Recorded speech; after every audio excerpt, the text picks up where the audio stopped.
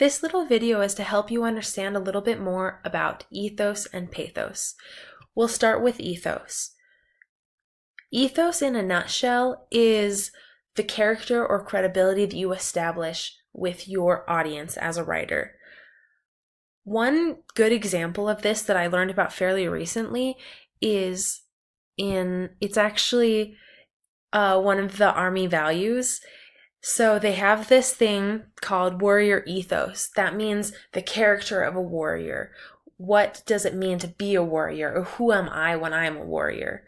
I will always place the mission first. I will never accept defeat. I will never quit. I will never leave a fallen comrade. All of those things are the character that they take on when they put on their army uniform, or when they put on their army persona. So as a writer, you will do something similar. When you write, you're not going to be talking to your audience face to face. And in a lot of cases, especially when you're writing for this online class, you aren't even going to know them personally. And so the only thing that your audience knows about your character is how you portray yourself. And so, especially with these writing tasks and the research papers that we're writing, you're not going to take time to say, oh, I'm this kind of person, I spent this long researching my paper. You're going to establish your ethos using some of the strategies that we talk about in this PowerPoint. So the first strategy that I like to talk about is look smart, be smart. Look smart first is basically using the appropriate language for the situation and the appropriate genre conventions. For example, in an academic paper, you're going to use a little bit more formal language. You're going to be very careful about your grammar and your punctuation because you want to look like you're smart. If you were in a different situation with a different audience, for example, if you were out with your friends and you started to use the same kind of formal academic language that you would use in one of these papers, it would be weird. It would hurt your ethos. They would say, what is this weird character that this person has? That's not my friend. That's not right for this situation. So you want them to trust you because you're using the right kind of language for the situation. You're showing that you have this intelligent character. Be smart is doing good research. It's showing that you know about the background of the situation you're writing. You know the different facets that people usually talk about when they talk about your topic. So that is one of the strongest and most powerful ways to build ethos with your audience. Using the right language and using good logic, good grammar, good research.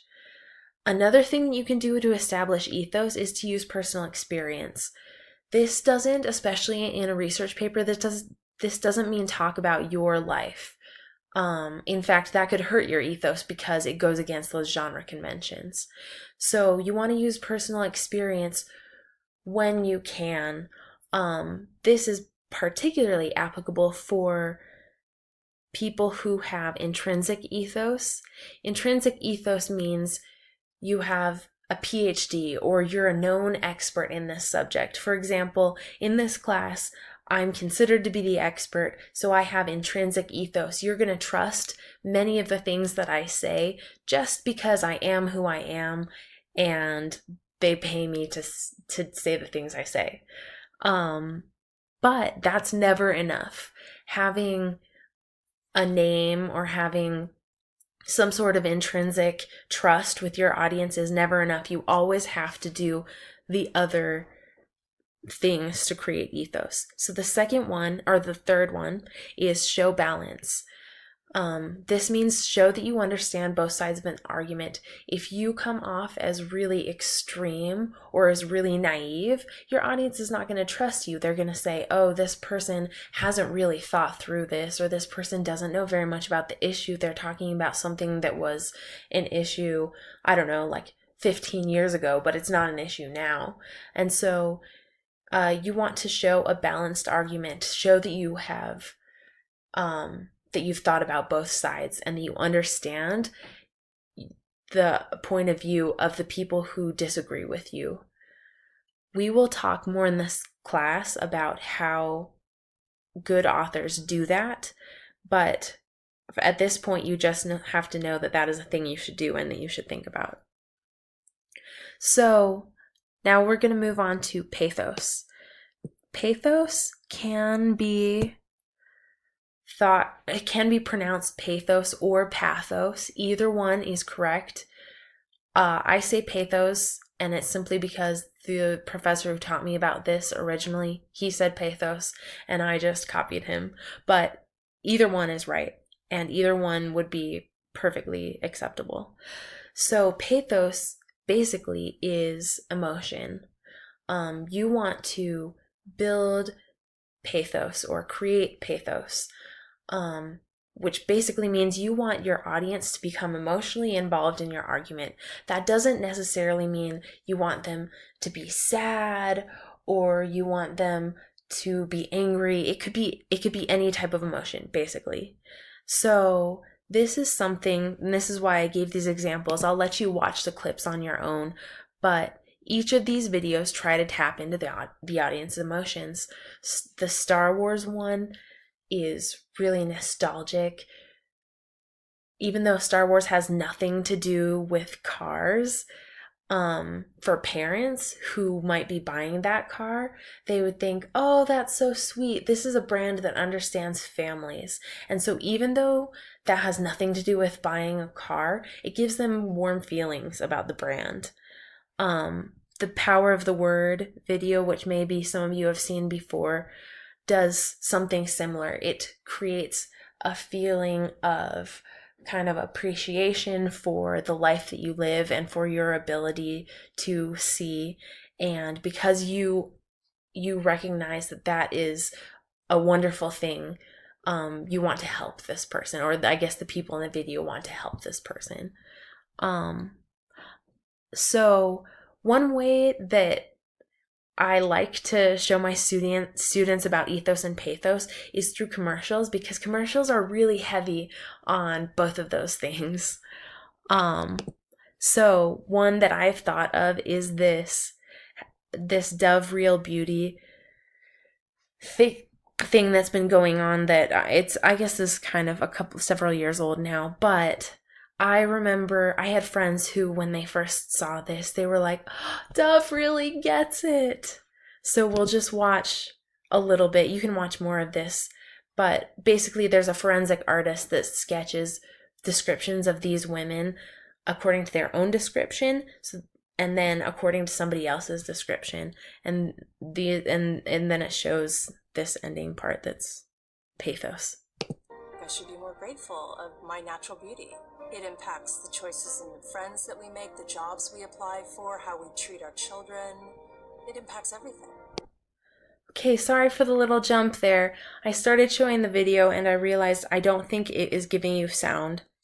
But basically, it has this like emotional music, and it develops a character for the brand. So now you don't just think, oh, Dove sells soap. You think, Dove understands the plight of women, and Dove is caring. Dove is, I don't know. So it's trying to establish this ethos, the character that we trust. And it's also using pathos because it's trying to get you to feel emotions as you watch their commercials. And once you have those emotions and they build their ethos, then you're going to want to buy their product, supposedly. But that's a good rhetorical strategy. That's what people do.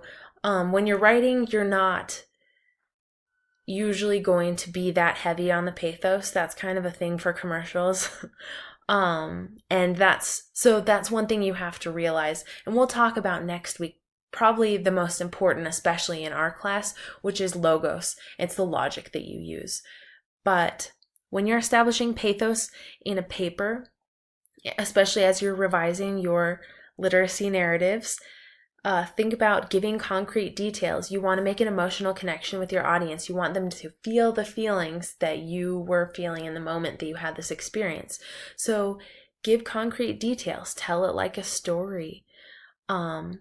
Tap shared values And this is something that we'll also talk about with logos, but if they care, if identify what your audience cares about and then show them by using concrete details and stories or other things to show that you care about the same thing. So they will be on the same page as you. They will think, this, not only I can trust this person, but they'll think this person is like me because they have feelings that I have.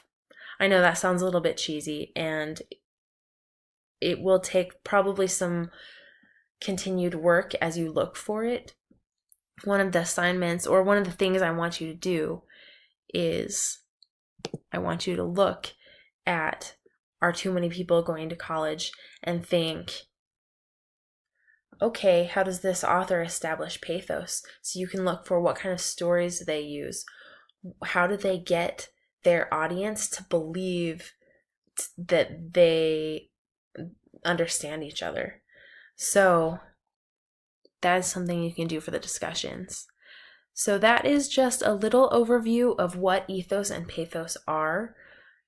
I am happy to answer questions. I know that these are probably new concepts to a lot of you, or ones that you at least haven't put words to, but you'll need to be able to understand the difference between ethos and pathos and then logos, so you can write your rhetorical analysis in a couple of weeks.